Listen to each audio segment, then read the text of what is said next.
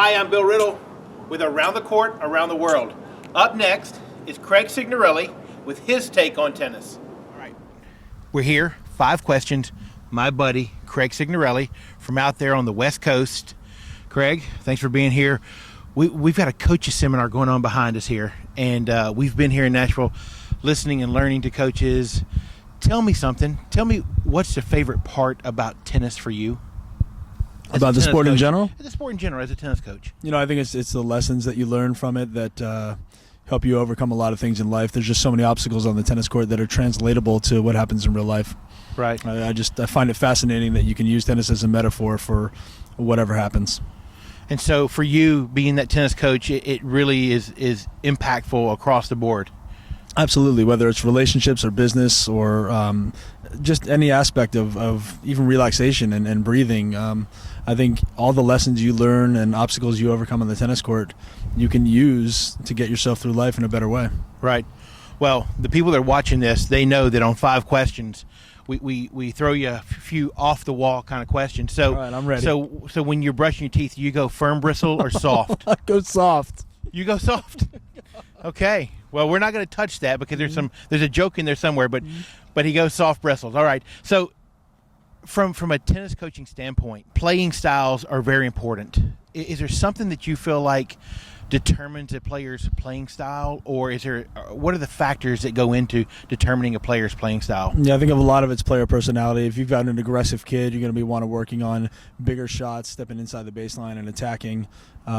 If you've got an incredibly athletic kid, you're going to be working on, either moving forward because they have great hands, or you're going to work on tenacity and running all day behind the baseline. If you got a kid who's more introverted and more patient, you're probably going to have them sit back and work on consistency drills.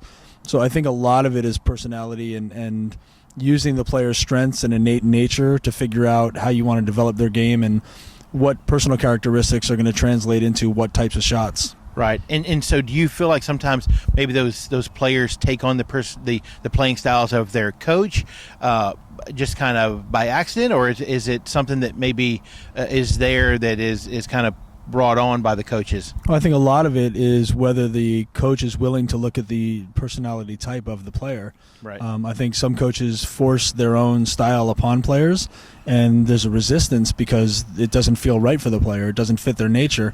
But as they get better and better at coaching, you start to realize kind of the clay that you have and the softness and malleability of the clay. Right. And if you can work with that clay to figure out the right type of sculpture, you're going to come up with something that's going to be great. But if you're trying to force that clay into something that's rock hard and it's not the right type of clay, it just doesn't work.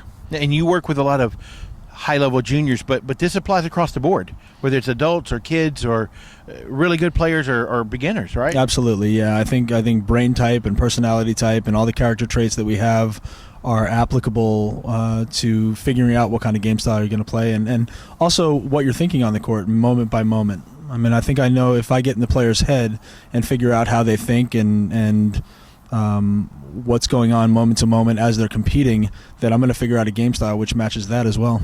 Cool. Well, you and I have been out several times, grabbed a few meals together, been around. You've had a few more than me. A few. Okay, well, that's good. But so when you're out there having some pizza, do you go deep dish or do you go thin crust? I go deep. Because the world wants to know. Yeah, I go deep dish. I think deep dish is a much more filling meal. I'm an Italian. I've got a hearty appetite. You got to pack it in there, don't you? A stomach to prove it. Not quite as big as yours, but I'm on my way. Good stuff. What were you doing that maybe impacted how you became an athlete? I mean, was there a particular sport or a particular moment, anything that kind of sticks out to you? Yeah, I think, today's kids grow up on screens. They're on iPads and iPods and iPhones, and a lot of them, their physical work is with their thumbs. Right. We got out and we went to the park and rode bikes and climbed trees and threw balls. And I remember, from 3 o'clock in the afternoon till 8 at night until the sun went down, we were out kicking soccer balls and throwing things at the park and chasing each other. And I think all of those sports and all of those movements you develop as a little kid, just being out on the playground, are the things that inform how you move as a tennis player. Right. And I think we just don't spend as much time doing that with the kids these days, or they're specializing in 50 different things because they're trying to get their college resumes full by the time they're 8 years old. Right. So I think, the natural athletic moves that we make when we're young, I had a lot of. Was there a most memorable athletic moment for you? thinking back to all those sports? Anything that sticks out to you? Yeah, I did my first triathlon when I was a young kid, and I was standing there at the race start getting ready to swim, and there was a German professional triathlete who started talking to me about how to get out in front of the swimmers so you don't get run over by the swimmers and pushed down in the water. And I went, I could be in a lot of trouble. These guys are a lot bigger and stronger than I am, but it made me swim incredibly fast for my first race, and I was one of the first 5 out of water, and I said I could actually be pretty good at this. And so it taught me that coming out of the gate strong is going to be a good way to play sports for the future. Well, this might be an interesting question for you because you're a tennis coach. You do a lot of speaking around the country. But what does a player need to look for in a tennis coach? Like, most important thing? Probably support and knowledge. I think the coach has got to be someone who inspires you and builds your confidence, along with someone who's got the information that can take you to the highest level to reach your potential. Right. I think, if I'm scouting a coach, I'm probably looking for somebody who can take me whatever my goals are. I've got to have somebody who's got the information that can bring me to my goals and beyond. Right. And if they can do that in a positive way, it's probably going to be a great ride for the next 10, 15 years. Right. Well, folks, you've joined us for 5 questions. My buddy, Craig Cignarelli. We want to make sure you come back next time. We've got a lot of good stuff coming up. Craig Cignarelli, 5 questions around the court. I think it was 7 questions, actually, but that's the way Riddle counts. Around the court, around the world. Around the world.